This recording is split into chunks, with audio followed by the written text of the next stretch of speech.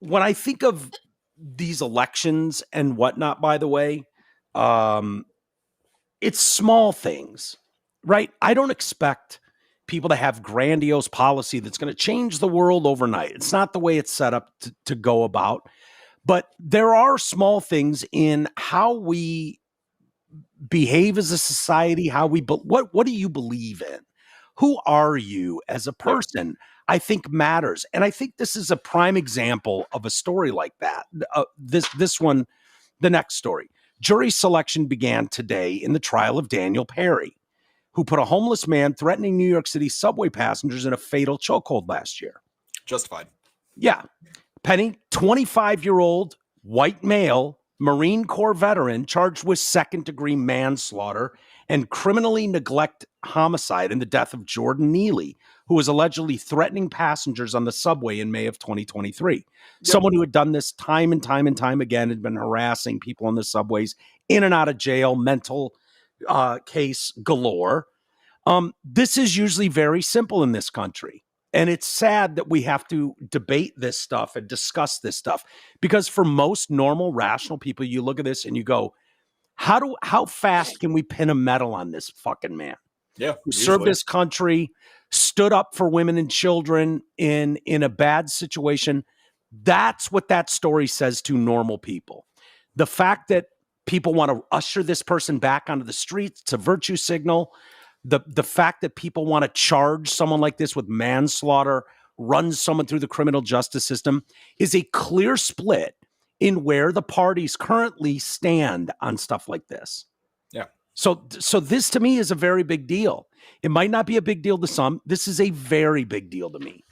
I do not want to get to a point in this nation where every guy, and let's be honest, every man who's put in a position of, fuck, I got to step up here because there's innocent people behind me.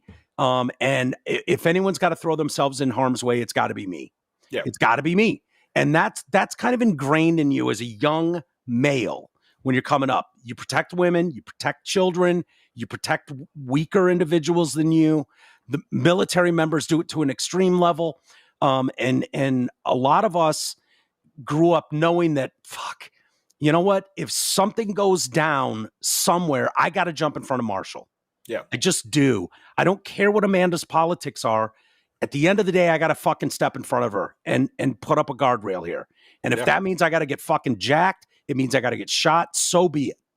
And I think that's an understanding that most males carry with them. So I don't ever want to get to a point where, instead of just reacting that way, as we've kind of been trained to do, you take it upon yourself to second guess and go, oh God, is this going to be viewed as I'm some I'm the problem? I'm the problem in this situation. If things go south, when someone fucks around and they find out, and the find out part didn't go to their liking. Yep. And that's the hardest part, is because now it's going to stop other people from stopping the fuck around. 100%. And I don't want people to ever. No. Like, what happens if you get into a scenario with an actual terrorist or a threat, and somebody sees something but is afraid to do something because they don't want to get called racist in case they're wrong? I'm not saying you look at every Muslim and call them, bomb, but like, yeah, there's credible moments where you probably see somebody doing something a little fishy and you want to call them out real quick. Yeah. And you should. And if it's nothing, then so be it. If I'm acting sketch in someone's neighborhood and I end up getting the cops called on me, I have no problem if they I've had it happen to me. Yeah, dude, you've been. I make the joke that I'm the white guy they use in every ADT security commercial because they can't use a black guy. Yeah, right. Yeah, I know my look. If you're wearing a beanie like that and maybe a sweatshirt, and say you're on the phone, say you got an earpiece in, and you're loitering in front of someone's house too long, maybe you're on a walk and you stop for 15 minutes while you're on the phone, they can't see a phone in your hand, and they call and they go, I don't know, dude, some guy in a fucking dark sweatshirt and a beanie it almost looks like he's casing my place. Like, and if the cops rolled up, and you could simply explain that to them and be on your way. Yep. I'm on a public street. There's nothing wrong with this. I was on my phone taking a call. That happened to me when I was 14 in Novi. I was hanging out with a couple friends behind the 7-Eleven on 10 and I think 10 Mile and Novi Road, something like that. But we were just hanging out behind the 7-Eleven eating hot dogs, and 3 cop cars pulled up through us on the hoods. Yeah. 3 on the hoods? Yeah. Yeah, 3 cop cars pulled up, 4 guys. We got thrown Did on the they hood. think you got were searched. black? Is that what For a was the second, problem? probably. Did they But it think was, you were brown or black or something? probably. I Yeah. guess from what the cops said, somebody called on us for suspicious activity. Yeah, that happens. Yeah, Yeah, we had it nothing happens on to us. white guys too. The cops searched us. We're like, all right, you're good. Have a good day. Yeah, on your way. He was so going back to Mr. Penny, to the Daniel Penny here, and Jordon Neely is the one who is no longer with us. And I honestly, it sounds like that's the best outcome for society at large. Is that outcome? I don't know how else to say it. Yep. Penny's defense team will put jurors in that train car and challenge them with what the safest response would be in the face of Neely's chaos. Court documents indicate fellow passengers were afraid of Neely and feared for their lives. I want to hurt people. I want to go to Rikers. I want to go to prison. One woman claimed Neely was yelling that day in the subway car. That woman, with her son, hid behind his stroller as Neely allegedly charged at them and other passengers. Yeah, and it sounded like he was trying to do damage. A high school student prayed after Neely yelled, "Someone's going to die today." Another woman described Neely's actions that day as sickening and satanic. She also said she believed she was going to die. So that's 3 people so far when Neely approached her. She called the experience absolutely traumatizing. Another passenger who has used the subway for more than 30 years said nothing had put her more in fear like Neely did that day. But Mike, from what I heard, he was just a innocent Michael Jackson impersonator. Yeah, he was probably on his way to Nanas, starting college on Monday. And then this racist Marine just came out of nowhere and choked him out.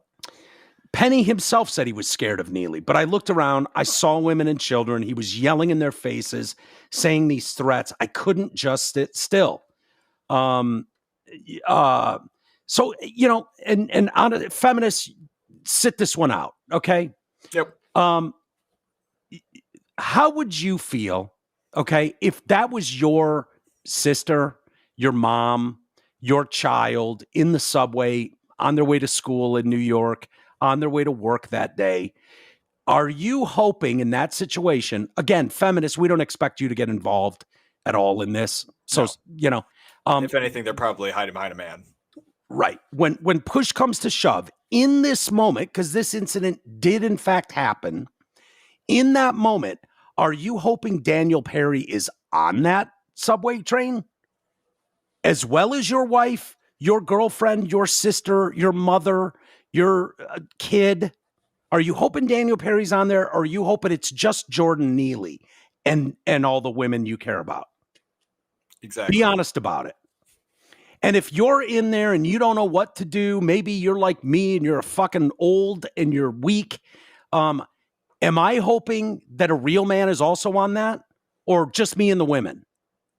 No, see, I have a saying too, where it's I wear a size 30, 32 jean. There's no fight. You're just getting shot. Yeah. So I'm here for the week too. Yeah. And in that moment, do you hope that Garrett's on there with his fucking gun? Hopefully. Do you hope that Chris Crackiola is on that fucking subway train with you? That I do. I do. I do too. I do too. And if you're being honest with yourself, you hope that too. And I want him to draw first. The fact that this isn't thrown out on its face, that it's gotten so batshit crazy in New York City with these fucking Soros-appointed DAs and prosecutors, that this is what they're going to charge, trying to make a point about toxic masculinity and white men being the bane of all of our existence. Who do you want on that train when Jordon Neely's going off his fucking rocker in front of your kid and your wife? Penny has disputed the claims that he held Neely in a chokehold for 15 minutes. Some people say I was trying to choke him to death, which is also not true. I was trying to restrain him. You can see in the video there's a clear rise and fall of his chest, indicating he's breathing. I'm trying to restrain him from being able to carry out the threats. The defense will also try to admit evidence of Neely's abuse of the drug K2, which was found in his system when he died, though the medical examiner's report didn't say how much of the drug was found. That's a rough one, too. He's had to plead not guilty to the charges against him. Yeah, K2, isn't that the one where you fucking eat people's faces? No, that's bath salts. K2 is like a off-brand synthetic weed that puts holes in your brain. Oh, Probably that's a good makes one. you schizophrenic and scream at people. Sure. Yeah, so it's stuff like that. Now, do I think someone as an elected official in overseeing the federal government can do anything about whatever batshit crazy policies they want in New York or California? No, I don't. I'm not delusional. I don't think that, but I don't want cover for that from someone who's leading my country. I don't want that to be like, like, oh, we're kind of on the fence about this. No, I hope there's a badass man in that subway if the shit hits the fan. That's what I hope. And I hope he's not a coward. I hope he's brave. Yeah. And I hope he understands his responsibility to his fellow man in that situation.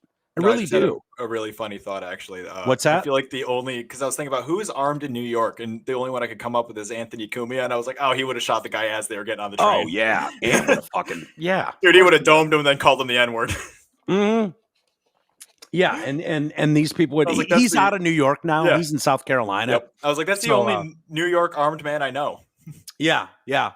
And that wasn't easy. I remember him telling the story about that. It's not easy to get a conceal and carry in New York City. So yeah, Godspeed, Daniel Perry. Thank you for your service, or Daniel Penny. Thank you for your service to the country. It's not lost on some of us that brave men still exist and are necessary in a society.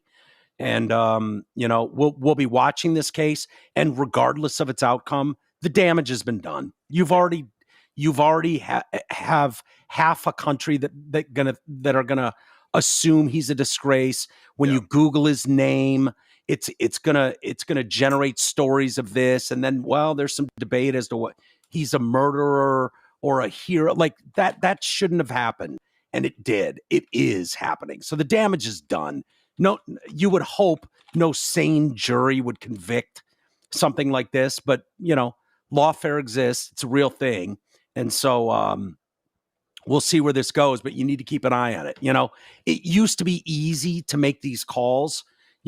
I was very confident in saying there's no fucking chance in hell this Wisconsin jury is going to be able to convict Kyle Rittenhouse. Not happening. And it didn't happen. It was so obvious if you watch that trial how that should happen. But in this fucked up world we're living in right now, who knows what a New York jury will do? Who knows? No, I don't know. I don't know what these fucking insane people will do.